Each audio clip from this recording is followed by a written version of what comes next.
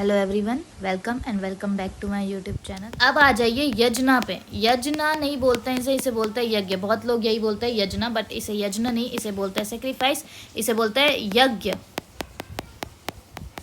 जब आप किसी चीज़ का सेक्रीफाइस करते हैं। अब यहाँ पे यज्ञ यानी सेक्रीफाइस का मतलब बलि या फिर और किसी चीज़ या किसी ह्यूमन या किसी एनिमल की बलि से नहीं है। यहाँ पे यज्ञ सेक्रीफाइस मतलब होता है कि हम वर्ल्डली क्रिएचर्स यानी ह्यूमंस को नेचुरल हजार्ड से प्रोटेक्ट करें। पहले के टाइम पे ये यज्ञ क्यों होते थे? ताकि ह्यूमंस जो है नेचुरल हजार्ड यानी डिज़ास्टर या फिर कोई भी सुनामी या भूकंप जैसे जो नेचुरल हजार्ड्स होते हैं उससे बचाया जा सके ह्यूमन को। इसीलिए पहले के टाइम पे, वैदिक पीरियड के टाइम पे यज्ञ हुआ करते थे, जिससे क्या होता था कि सेंट्रल थीम्स क्या थी इन यज्ञ की। बेसिकली इनकी सेंट्रल थीम्स क्या थी? इनकी सेंट्रल थीम्स थी कि ये कास्ट और आश्रम का ऑब्जर्वेंस करते थे कि किस कास्ट में कैसे, क्योंकि आपको पता है पहले के टाइम पे कास्ट सिस्टम भी था, तो किस कास्ट में किस आश्रम में ये जो है क्या कहते हैं यज्ञ होने वाला है, इस चीज़ का पता करना, caste and ashrams. And the next one is eternity of Vedas के बारे में बताता था कि भाई इससे पता चलता है कि वेदास जो है इटर्नल है, अनंत काल तक है वेदास। तो यज्ञ के थ्रू ये पता चलता था। प्राइस्ट की सुपरमेसी यानी पंडित जो है वो मेन होता था यज्ञ कराने में। आप खुद घर पे यज्ञ नहीं कर सकते हो बिना पंडित के, बहुत गलतियाँ होंगी, और अगर गलती हो गई तो उसका आपको कुछ फ़ायदा या फिर फल तो नहीं मिलेगा, नुकसान हो जाएगा। तो ये यज्ञ की कुछ मेन सेंट्रल थीम्स होती थी कि एक तो कास्ट एंड आश्रम के हिसाब से होते थे, दूसरा वेदास की इटर्निटी पता चलते थे, तीसरा प्राइस्ट की सुप्रीमेसी होती थी। मतलब आपको प्राइस्ट तो चाहिए ही चाहिए, बिना प्राइस्ट के यज्ञ हो ही नहीं सकता। इससे आप कुछ बहुत लोग वैदिक पीरियड में यज्ञ इसलिए भी कराते थे ताकि उन्हें ब्राह्मणिक पोजीशन मिल सके हेवन में, यानी स्वर्ग में उन्हें सबसे ऊंची पोजीशन या पोस्ट मिल सके, या फिर कह लीजिए उनको स्वर्ग मिल सके, इसलिए भी लोग यज्ञ कराते थे। पर बेसिकली वैदिक पीरियड पे ये यज्ञ नेचुरल हजार्ड से बचने के लिए करवाए जाते थे। नाउ 5 ग्रेट यज्ञ की बात की गई है यहाँ पे। 5 ग्रेट यज्ञ की बात की गई है। ड्यूटीज़ एंड रिस्पॉन्सिबिलिटी है जो हिंदू लाइफ की, उसकी बात की गई है यहाँ पे। सबसे पहला है ब्रह्म यज्ञ, जो किस लिए किया जाता है, मतलब ब्रह्म यज्ञ। यहाँ पे यज्ञ का मतलब ये नहीं है कि आपको आहुति देनी पड़ेगी, आपको 4 लकड़ियों की ज़्यादा ज़रूरत होगी, नहीं। यहाँ पे यज्ञ बहुत सारी तरीके से होता है। सेक्रीफाइस का मतलब ये नहीं है कि आपको हमेशा आग वाग जला के जो है उसमें किसी ना किसी चीज़ को डालना है, या घी दिया बत्ती जो भी है सबको डालना है एंड सेक्रीफाइस करना है, कोई अपनी कीमती चीज़ जला देनी है, नहीं। सेक्रीफाइस का मतलब होता है अगर आप कोई अपनी बुरी आदत या कोई एक अच्छी आदत भी छोड़ के सेक्रीफाइस करके अपने टाइम टू टाइम अपना काम कर रहे हैं तो एक दिन आपको सक्सेस मिलता ही है। तो वही सेम चीज़ यहाँ पे यज्ञ में ही होता है। यज्ञ में ये मतलब नहीं है कि अगर यज्ञ हो रहा है तो आपको 4 लकड़ी या फिर घी वगैरह की ज़रूरत होगी डालने के लिए। यहाँ पे यज्ञ का मतलब होता है कि आपको कुछ ना कुछ ऐसे काम करने हैं जो अपने हिंदू लाइफ में आपको आपकी रिस्पॉन्सिबिलिटीज़ और ड्यूटीज़ निभानी है एज अ हिंदू। आपके और भी जैसे जो लोग हैं, जैसे बुद्धिज़्म या जैनिज़्म को मानने वाले जो लोग हैं, आपको जो भी आपकी ड्यूटी या रिस्पॉन्सिबिलिटी एज अ जैनिज़्म या फिर एज अ बौद्धिज़्म बताए गई हैं, आपको वो चीज़ फॉलो करनी है। जब आप वो चीज़ फॉलो करोगे तब आप जो है उस कम्युनिटी के कहलाओगे। तो वही सेम चीज़ यहाँ पे भी है। यहाँ पे यज्ञ का मतलब सेक्रीफाइस है, और यहाँ पे सेक्रीफाइस किसी की बलि देना या आहुति देना नहीं है, बल्कि आपको उन सारे यज्ञ के थ्रू जो है डेली एज अ हिंदू क्या क्या चीज़ें परफॉर्म करनी चाहिए वो बताई गई है। ब्रह्म यज्ञ में होता है स्क्रिप्चर्स की स्टडी, यानी आपको रोज़ आपके ग्रंथ, आपके महाभारत रामायण जो भी है हिंदू में, महाभारत रामायण और भागवत गीता, इन सब का पाठ करना है, इन सबको पढ़ना है। ये सबसे पहला यज्ञ है आपका। दूसरा आ जाता है देव यज्ञ में आता है आपको अपने डिविनिटीज़ की, या फिर एक तरीके से बोल लीजिए कि आपको अपने जो हिंदू गॉड्स है उनकी पूजा करनी है, आपको वर्शिप रोज करनी है, आपको पूजा पाठ करनी ही चाहिए। ज़्यादा नहीं करे लेकिन आपको थोड़ी तो करनी पड़ेगी। फिर आता है पितृयज्ञ।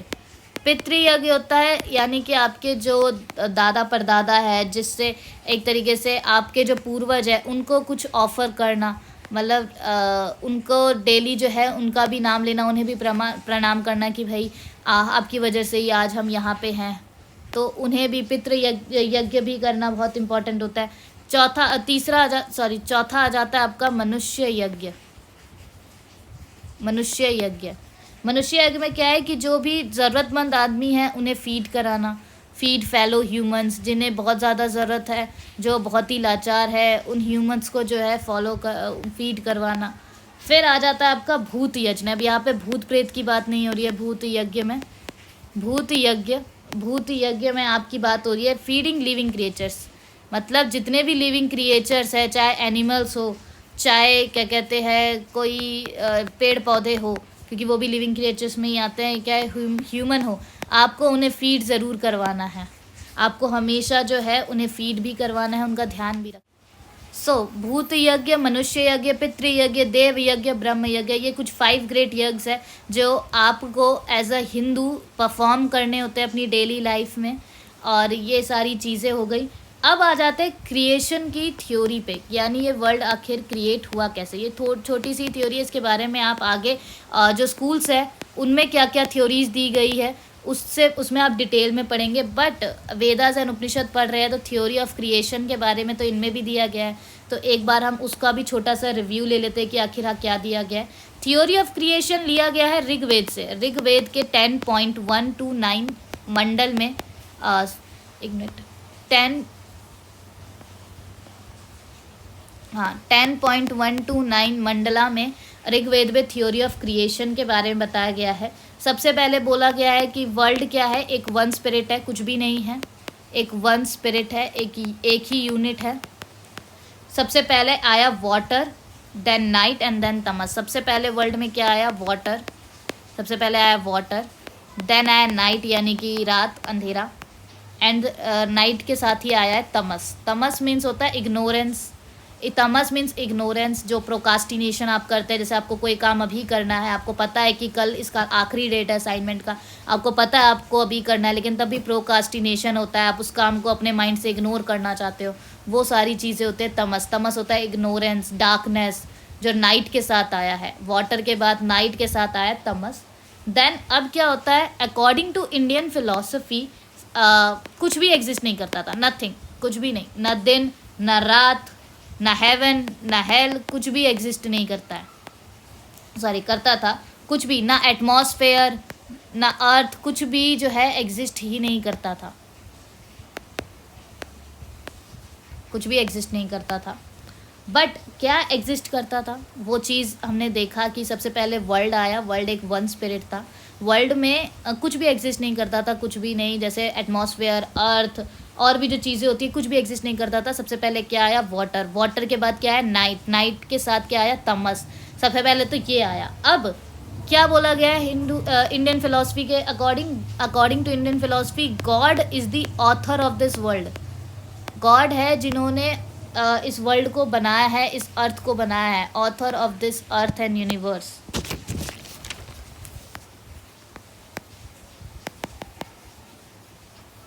एंड गॉड ने जब इस वर्ल्ड को बनाया है तो फिर ब्राह्मण कौन है, ब्राह्मण एक ट्री के बारे में बताया गया। ब्राह्मण को एज अ ट्री बताया गया है, अ ट्री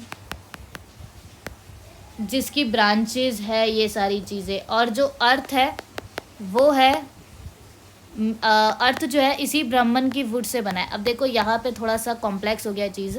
यहाँ पे हमने सबसे पहले क्या पढ़ा है थ्योरी ऑफ क्रिएशन में, कि कुछ भी एग्जिस्ट नहीं करता था, कुछ भी नहीं। वर्ल्ड एक वन स्पिरिट था, तो कुछ भी एग्जिस्ट नहीं करता था, ना अर्थ ना एटमॉस्फेयर ना वर्ल्ड, कुछ एग्जिस्ट नहीं करता था। बट धीरे धीरे सबसे पहले हमने देखा कि वर्ल्ड एक वन स्पिरिट है। उसके बाद फिर वाटर आया, सबसे पहले वर्ल्ड में वाटर आया।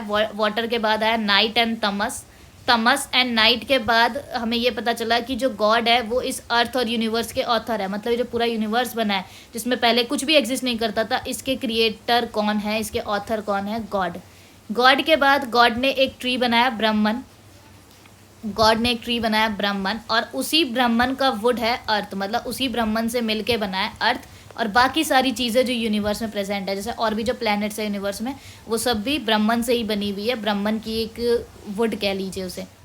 तो इसमें मतलब कि बाकी सारी जो यूनिवर्स पे जो भी चीज़ें बनी हुई है सब ब्रह्मन का ही एक पार्ट है, जो अर्थ भी उन्हीं में से एक है। अब यहाँ पे बोला जा रहा है कि जो इंडियन फिलॉसफी है उसमें ये बताया गया है कि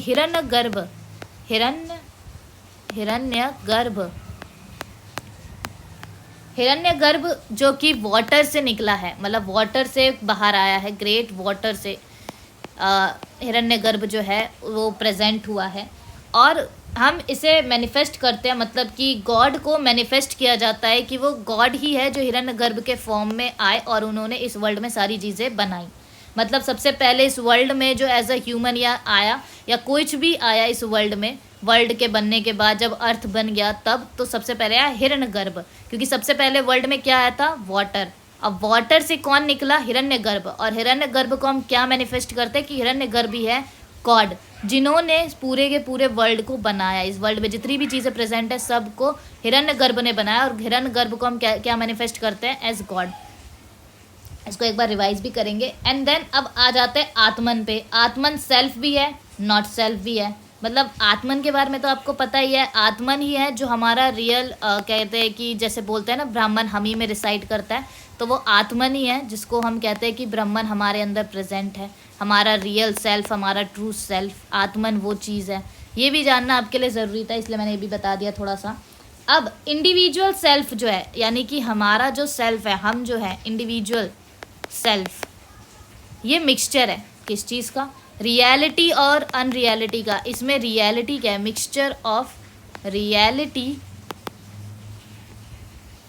एंड अनरियलिटी। अब इसमें रियलिटी और अनरियलिटी क्या है, रियलिटी आ गया आपका सेल्फ, सोल, या कह लीजिए आत्मन जो कि रियल है, एंड अनरियलिटी आ गई आपकी बॉडी या मैटर जो कि अनरियलिटी है। नाउ अब ये जो काइंड ऑफ सेल्फ है ये 4 स्टेजेस में अपने आप को पहचानता है। मतलब ये जो सेल्फ है, जो आत्मन है, हमारी आत्मा को अभी नहीं पता है कि भाई हम ब्राह्मण है या हमारी जो आत्मा है वो ब्राह्मण से रिलेटेड है या अल्टीमेट रियलिटी से रिलेटेड है। तो ये जो सेल्फ है ये 4 स्टेजेस में इसको पता चलता है कि भाई हम जो है अल्टीमेट रियलिटी से रिलेटेड है, अल्टीमेट रियलिटी से हमारा कुछ रिलेशन है।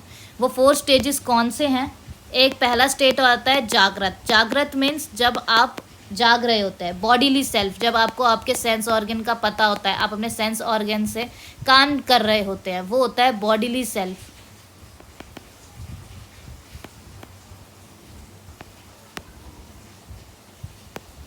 बॉडीली सेल्फ, सेंस ऑर्गन से काम कर रहे होते हैं। एंड देन सेकेंड आता है स्वप्न। स्वप्न तो सबको पता है, स्वप्न मीन्स होता है सपना, स्वप्न मीन्स ड्रीम। ये होता है ड्रीम स्टेज, जहाँ पे आप सपने देख रहे होते हैं। इसमें भी आपके सेंस ऑर्गन काम कर रहे होते हैं, आप इमेजिनरी ऑब्जेक्ट्स को देख रहे होते हैं, आप उन इमेजिनरी ऑब्जेक्ट्स को फील कर पा रहे होते हैं। तो ये होता है स्वप्न, ये होता है दूसरा stage. Now the third one is सुसुप्ति। सुसुप्ति, सुसुप्ति मीन्स होता है डीप स्लीप स्टेज, जहाँ पे आप ना कोई सपना देख रहे होते हैं, ना आपके सेंस ऑर्गन उतने अच्छे से काम कर रहे होते हैं, बस आप फील कर पा रहे होते हैं। आपको पेन नहीं महसूस होता है जब आप गहरी नींद में होते हैं। जैसे आप जैसे जाग रहे हैं तो आपको सारी चीज़ें महसूस हो रही है, आप सेंस ऑर्गन के थ्रू काम कर रहे हैं। जब आप सपना देख रहे हैं तो भी आपको चीज़ें महसूस हो रही है, आप इमेजिनरी ऑब्जेक्ट्स को टच या फील कर पा रहे हैं अपने सपने में ही, कि आप सपने में यहाँ घूमा है, सपने में वहाँ घूमा है, सपने में ये चीज़ टच कर ली, और आपको पता नहीं है कि आप रियलिटी में क्या कर रहे हैं, बस आप सपने में देख रहे हैं तो आप टच कर रहे हैं। एंड सुसुप्ति, डीप स्लीप स्टेज, जब आप गहरी नींद में सोए होते हैं तब आपको कुछ नहीं पता चलता है। जैसे आपको तब कुछ भी नहीं पता चल रहा होता है कि बाहर कभी झगड़ा भी हो गया या भूकंप भी आ गया या कुछ भी हो गया, आपको कुछ नहीं पता चलता है, आपको कुछ फील ही नहीं होता है। वो होता है डीप स्लीप स्टेज, जब आपको पेन महसूस ही नहीं होता है, आपको कोई मार के भी चला जाएगा आपको पता ही नहीं चलता है। सुसुप्ति वो होता है। और लास्ट में आता है तुरिया, जब आपका ये लास्ट स्टेज होता है डीप स्लीप का, जब आपको सही में चाहे कुछ भी हो जाए आपको कुछ पता ही नहीं चलता है। Last stage of deep sleep, मतलब कि आप अब बिल्कुल उठ ही नहीं सकते हो, आप अपनी डीप स्लीप में जा चुके होते हो, अनकॉन्शियस हो जाते हो। जब आप बेहोश हो जाते हैं या फिर जब आपके सेंस ऑर्गन बिल्कुल ही काम करना बंद कर देते हैं, वो होता है ये लास्ट स्टेज तुरिया।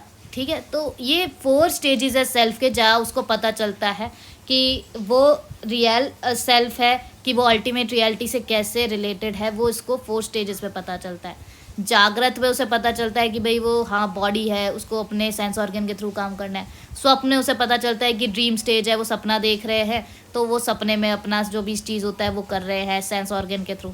थर्ड होता है सुसुप्ति, डीप स्लीप स्टेज, जब उन्हें कुछ भी नहीं पता चल रहा होता है, बट हाँ अगर उन्हें जगाया जाए तो वो जग सकते हैं, उन्हें पता होता है। तुरिया होता है last stage of deep sleep, मतलब आप सोते सोते इतनी गहरी नींद में चले गए हैं कि अब आप उठ ही नहीं सकते, अनकॉन्शियस हो जाते हैं।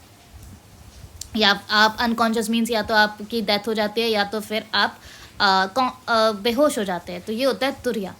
सो आज के लिए इतना ही। अगर आपको कुछ भी नहीं समझ में आया तो आप मुझे कमेंट कर सकते हैं, मैं आपके क्वेश्चन सॉल्व करने की कोशिश करूँगी। और अगर आपको कुछ ऐसा लगता है कि हाँ आप मुझसे पर्सनली पूछना चाहते हैं, तो मेरा इंस्टाग्राम हैंडल भी दिया हुआ है मेरे बायो में, आप वहाँ पे जाके मुझे पर्सनली डीएम भी कर सकते हैं, मैं आपकी क्वेरीज वहाँ भी सॉल्व करने की कोशिश करूँगी। तो आज के लिए बस इतना ही। हम इसी सीरीज़ को, इंडियन फ़िलॉसफी की इसी सीरीज़ को आगे भी कंटिन्यू करेंगे, और आगे आने वाली नेक्स्ट वीडियो में हम इंडियन फ़िलॉसफी के 6 स्कूल्स को डिस्कस करेंगे। So thank you so much for watching my video. Please like, share and subscribe.